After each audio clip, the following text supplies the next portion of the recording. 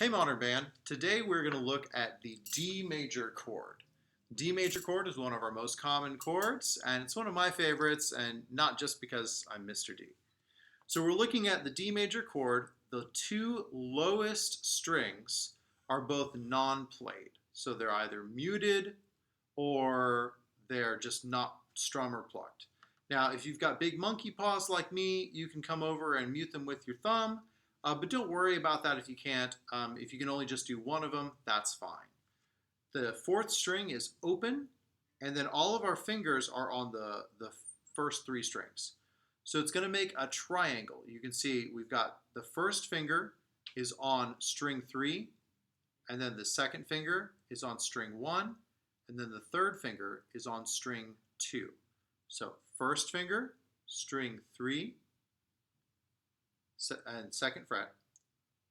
Second finger, string 1, again, second fret. And then the third finger is string 2, third fret. Now this makes kind of an interesting triangle shape, and I see a lot of really bad hand position with this chord. So I'm going to show you up close. It should be slanted like this.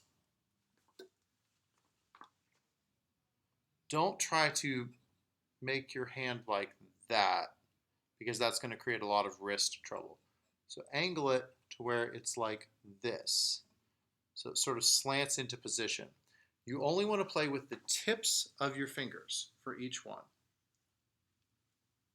So as you go through, check. Make sure there's no unintentional muting or buzzing. Again, what we talked about before is if you hear muting or buzzing, make sure that your finger is in the right position, that it's not touching any string that it shouldn't be touching, and that you're playing with the tip of your finger only. So again, just to review, I'm playing with the tip of my finger. It's not flat like that. It's not turned sideways like this. It's just the very tip of my finger. Putting it right there. The very tip of my finger right there. And then the very tip of my finger right there. So you can see where all three of those fingers are.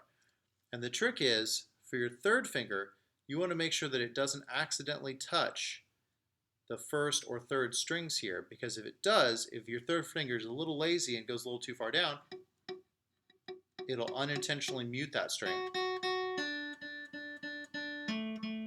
You want to hear nice clear strings for all three of those. And then just one string behind that, the B or the D string, nice, clear, and open.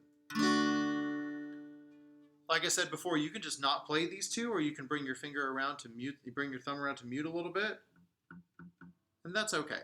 The only one that we really don't want to be in this is the low E string, because that's a totally different note for a totally different chord. The A still sounds okay, the A string, but the E just does not quite match. So watch out for that. One thumb coming around to mute that would be totally fine. Thumb coming around to mute both of them is totally fine. But if your fingers aren't super long like mine, then that's going to be a little hard to get your hand around there. So check that position, check your wrist position, make sure that it's not angled strangely. And like I said, it helps for this chord, instead of trying to do like this or like this, trying to just angle your hand slightly this way to where your wrist is not like this, but it's like that.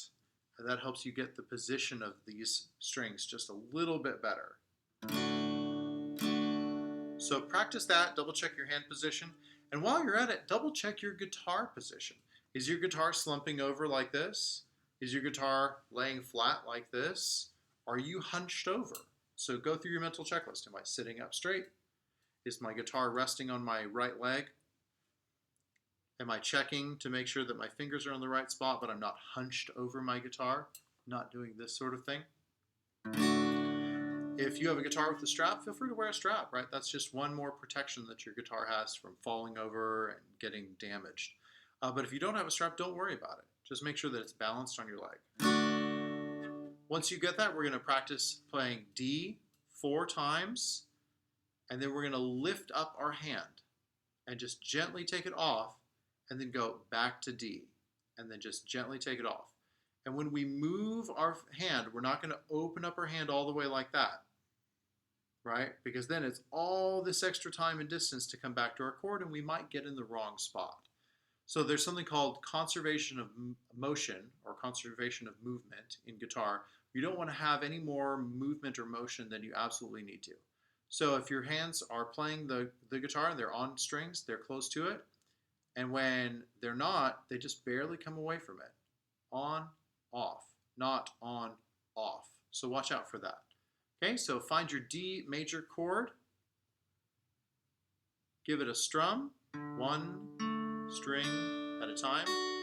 Make sure everything is nice and clear. And we're just going to go strum, strum, strum, strum. Ready? 2, 3, go. Strum. Now pull your hand off. Now back on.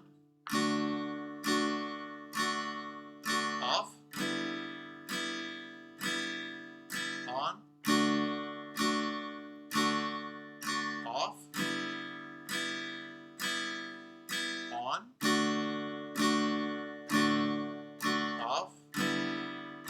Make sure you're finding it each time.